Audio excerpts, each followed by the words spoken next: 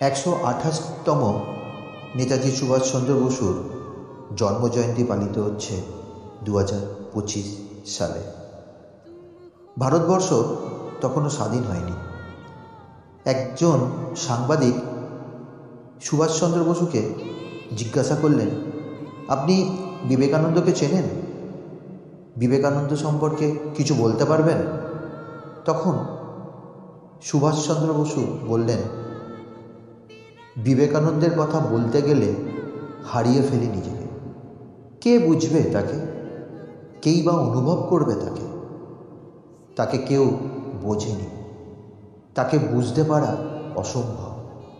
তিনি সুগভীর, তিনি জটিল, তিনি ত্যাগী, বেহিসাবি, কর্মে বিরলহীন, প্রেমে সীমাহীন, জ্ঞানে সমুদ্রের মতন গভীর, সমালোচনায় অগ্নিবর্ষী, আর সারল্যে শিশু, একেবারে শিশু।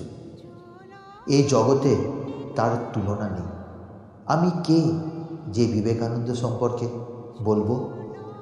সত্যি এমন কথা শুনলে সব বাঙালিদের চোখে আজও অশ্রু চলে আসে। ধন্য নেতাজি সুভাষ ও বিবেকানন্দ।